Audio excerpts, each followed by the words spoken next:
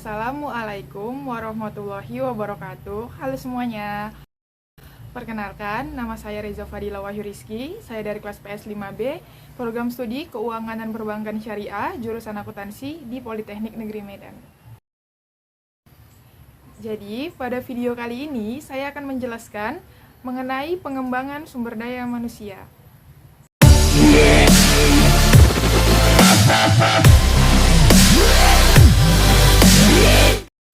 Adapun yang akan dibahas dalam pengembangan sumber daya manusia syariah ini, yang pertama pengertian, yang kedua strategi, yang ketiga tujuan, yang keempat metode, yang kelima dimensi, dan yang terakhir kompetensi SDM.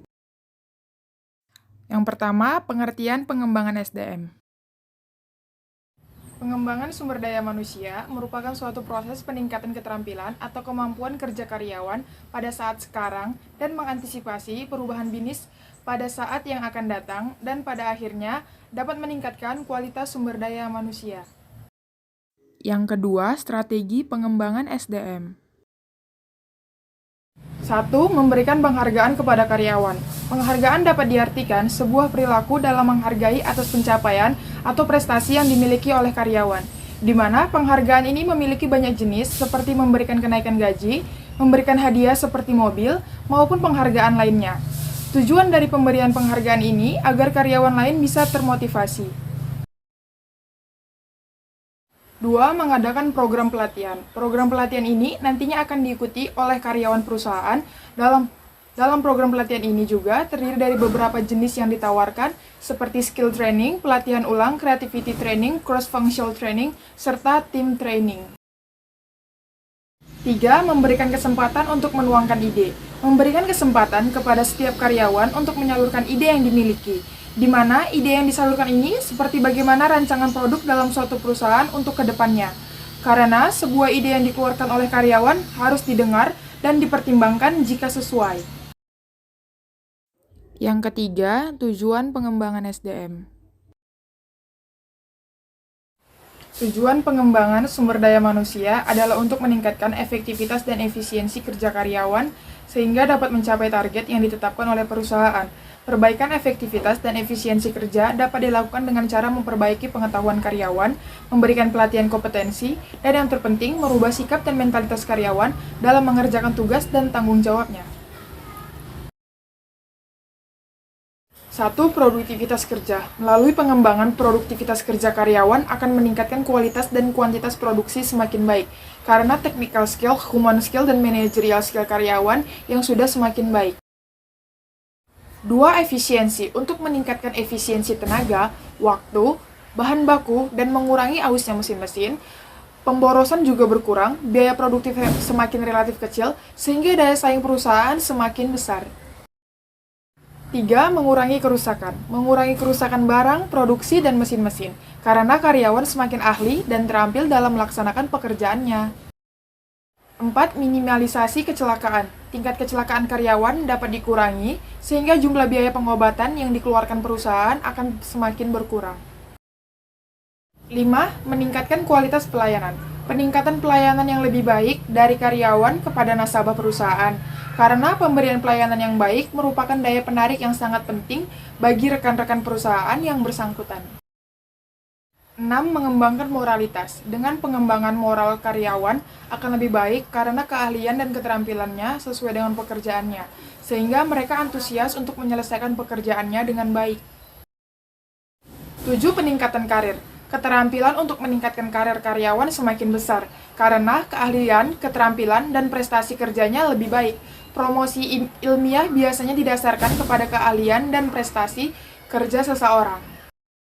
8. Kemampuan konseptual. Manajer semakin cakap dan cepat dalam mengambil keputusan yang lebih baik karena technical skill, human skill, dan managerial skill-nya sudah menjadi baik. 9. Kepemimpinan. Kepemimpinan seorang manajer akan lebih baik. Human relation-nya lebih luas, motivasinya lebih terarah, sehingga pembinaan kerjasama secara vertikal dan horizontal semakin humoris. 10. Kontrapretasi atau balas jasa. Balas jasa seperti gaji, upah, insentif, maupun benefit, karyawan semakin meningkat karena prestasi kerja mereka semakin besar. 11. Kepuasan konsumen. Memberikan manfaat yang baik bagi masyarakat konsumen karena mereka akan memperoleh barang atau pelayanan yang lebih bermutu. Yang keempat, metode pengembangan SDM. Metode-metode pengembangan harus didasarkan kepada sasaran yang ingin dicapai. Sasaran pengembangan karyawan adalah yang pertama, meningkatkan kemampuan dan keterampilan teknis, mengajarkan pekerjaan atau technical skill. Yang kedua, meningkatkan keahlian dan kecakapan memimpin serta mengambil keputusan atau managerial skill dan conceptual skill.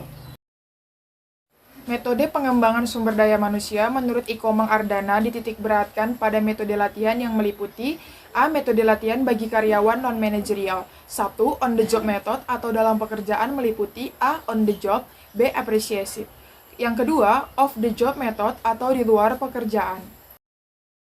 Sedangkan metode latihan bagi karyawan manajerial meliputi yang pertama on the job method atau dalam pekerjaan, A. Belajar dari pengalaman, B. Coaching, C. Understudy atau magang, D. Position realization atau tour of duty, E. Proyek khusus dan task force, F. Penugasan dalam bentuk panitia, G. Bacaan selektif. 2. Off the job method atau di luar pekerjaan meliputi A. Kursus-kursus, B. Role playing, C. Stimulasi, D. Sensitivity training, E. Special meeting, F. Multiple management. Yang kelima, dimensi pengembangan SDM.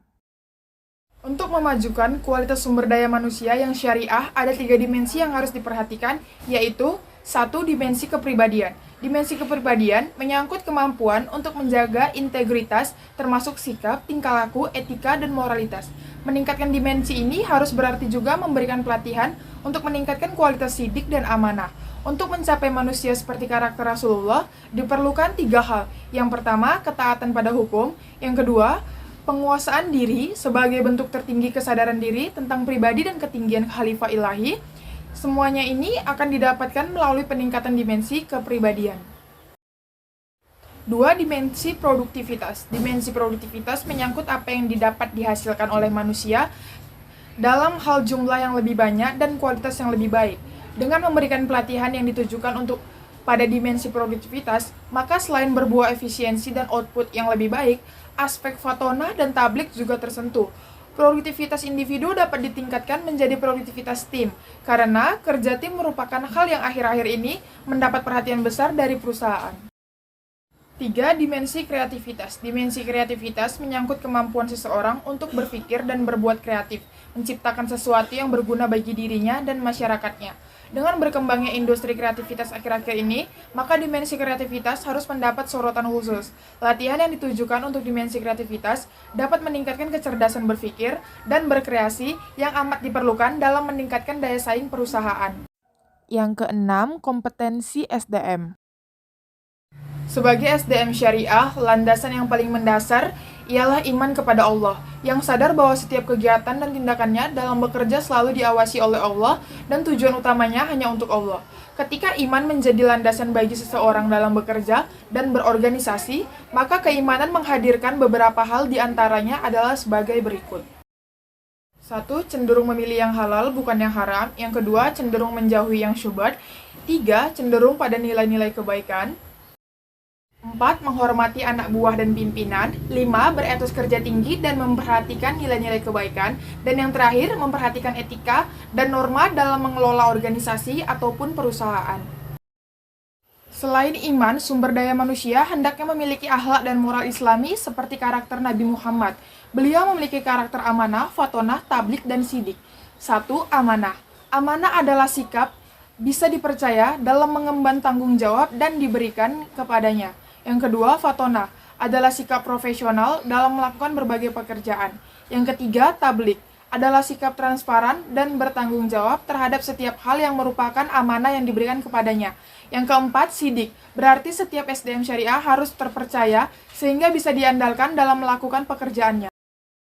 Selain akhlak dan moral, yang harus dimiliki seorang SDM syariah yaitu kompetensi. Kompetensi adalah serangkaian pengetahuan, kemampuan, dan keterampilan yang dimiliki seseorang, baik itu melekat pada diri manusia ataupun pemberian dari luar. Menurut Abu Fahmi, kompetensi yang harus dimiliki sumber daya manusia syariah adalah sebagai berikut. Kompetensi yang harus dimiliki SDM syariah. 1. Kompetensi inti. Perbankan syariah membutuhkan SDM yang memiliki pandangan dan keyakinan yang sesuai dengan visi dan misi perbankan syariah. Yang kedua, kompetensi perilaku. Kemampuan SDM untuk bertindak efektif, memiliki semangat islami, fleksibel, dan memiliki jiwa ingin tahu yang tinggi. 3. Kompetensi fungsional. Kompetensi ini berbicara tentang background dan keahlian. SDM yang dibutuhkan adalah SDM yang memiliki dasar ekonomi syariah, operasi perbankan, administrasi keuangan, dan analisa keuangan.